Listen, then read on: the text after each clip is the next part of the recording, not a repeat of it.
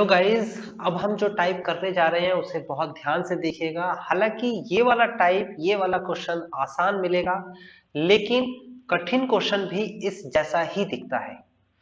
Yes, कठिन question जो आएगा, जो डिफिकल्ट क्वेश्चन आएगा, वो भी इस जैसा ही दिखेगा।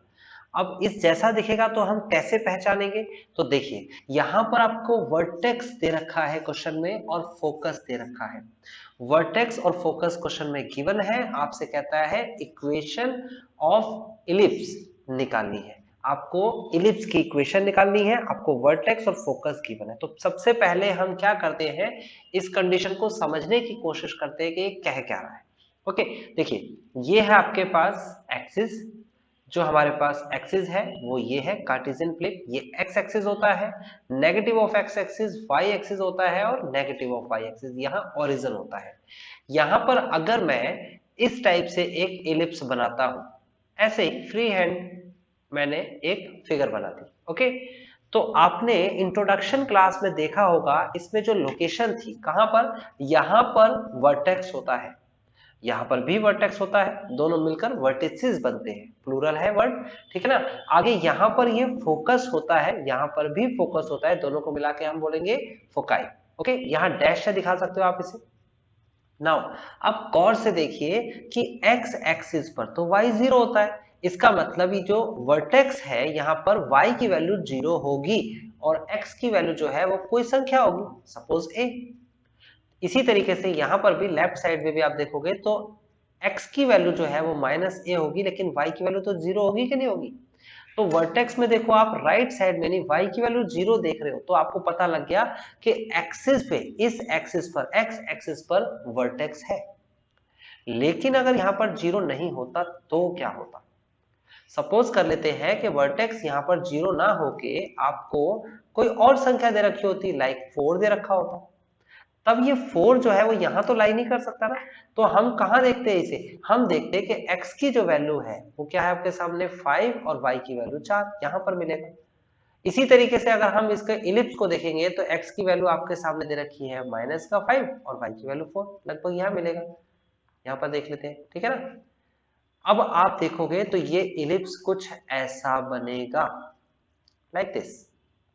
अब यहां पर तो आप अगर देखोगे डमी एक्सिस मैंने बताया था आपको खींचने के लिए, डमी एक्सिस खींचोगे तो यहां पर तो आपका सेंटर भी जीरो जीरो नहीं है, यहां पर वर्टेक्स भी आपके पास कहीं जीरो नहीं मिलेगा, फोकस पे भी कहीं जीरो नहीं मिलेगा।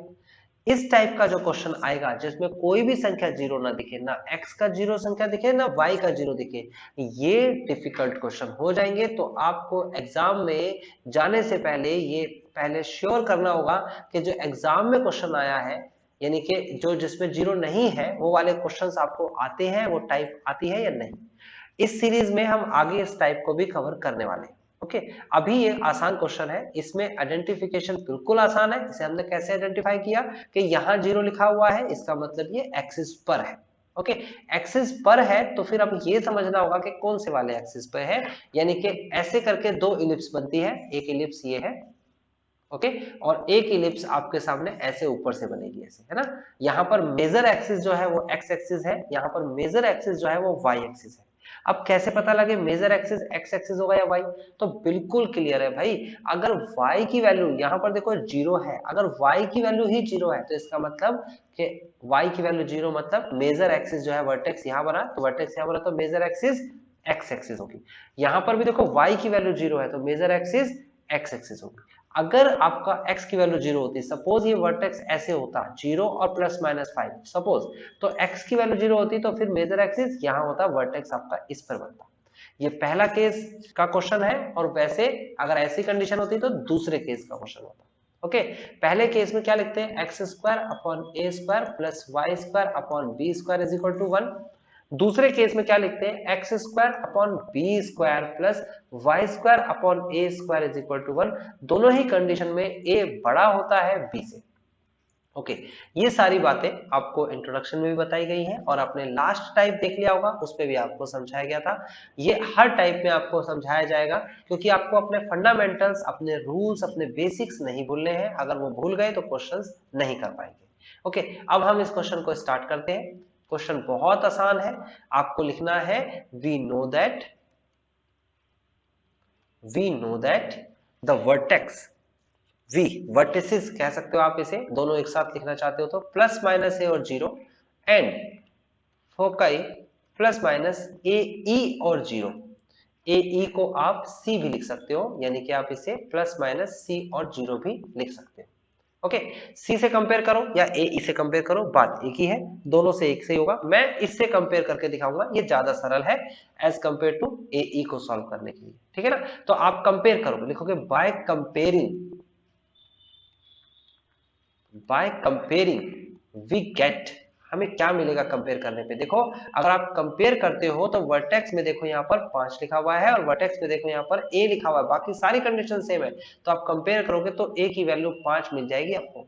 कंपैरिजन का मतलब होता है यहाँ तुलना कर रहे हैं, ये भी वर्टेक्स है हमारे क्वेश्चन वाला, ये भी वर्टेक्स है हमारे फॉर्मूले वाला, तो कंपैरिजन करेंगे तो आपको दिखेगा प्लस माइनस के बाद जो संख्या लिखी है, यहाँ पर प्लस माइनस के जो बाद संख्या लिखी है दोनों बराबर होंगी, तो a बराबर 5। ऐसे ही आपको देखो फोकाई में दे रखा है आपको यहाँ पर 4 और यहाँ पर क्या दे रखा है कंपैरिजन करते वक्त c is equal to 4, comparison कर लो। देन आपको ये भी पता होना चाहिए कि C square is equal to A square minus B square होता है, ये आपको पता होना चाहिए। c की वैल्यू क्या है 4 का स्क्वायर, a की वैल्यू क्या है 5 का स्क्वायर माइनस का b का स्क्वायर, a लेफ्ट में आ जाएगा 4 का स्क्वायर राइट में चला जाएगा, तो b square is equal to 5 का स्क्वायर माइनस 4 स्क्वायर।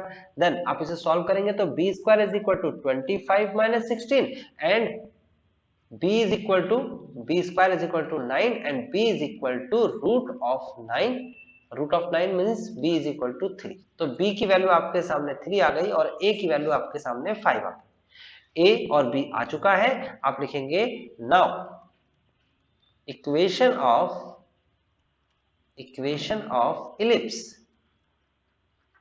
और ये है X square upon A square plus Y square upon B square is equal to 1।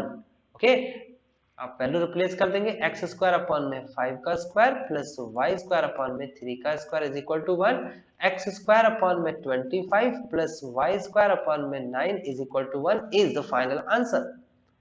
तो आपको क्या समझ में आया कि अगर एक के पास भी x या y में से किसी एक के पास भी अगर 0 होता है तो उस कंडीशन में आपको क्या करना होगा, उस कंडीशन में आपको या तो x पे 0 हो सकता है y पे, सिंपल क्वेश्चन सॉल्व करना, ये सिंपल टाइप है, इसे टिपिकल नहीं बनाना। लेकिन अगर ये 0 नहीं है, कोई संख्या दे रखी है दोनों तरफ, इधर भी और इधर भी, दोनों में, यानी कि यहां भी और यहां भी, तब इसके लिए एक स्पेशल टाइप बनाया है, उसे जरूर देखिएगा।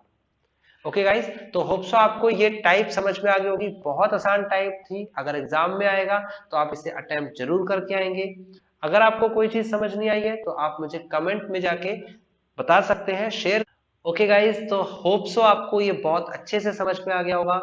ये सीरीज जब हमारी फिनिश हो जाएगी तब हम एग्जाम पेपर्स करेंगे, और याद रखिएगा बच्चे कि अगर आप एग्जाम पेपर जब कर रहे होंगे तब आपको ये सारे के सारे टाइप्स अपने दिमाग में रखने हैं और वो नहीं हो पाएंगे, तो कॉपी पे एक एक क्वेश्चन लिखिए, रूल्स लिखिए, एक नोट्स टाइप के आपका बनाइए, आपको कोई और एक्स्ट्रा बुक पढ़ने की जरूरत नहीं है, जितने क्वेश्चंस मैंने करा दिए आप उसे कॉपी पे लिख लेंगे, ये एनफ है। जब आप एग्जाम पेपर या कोई भी क्वेश्चन किसी भी बुक का कर रहे होंगे तो वो बुकलेट जो आपके हाथ में होगी, जो बुक जिसपे नोट्स आपने बनाए, वो बहुत यूजफुल होगी और वही आपको आपके एग्जाम में हायर मार्क्स दिलाएंगी, ध्यान रखिएगा।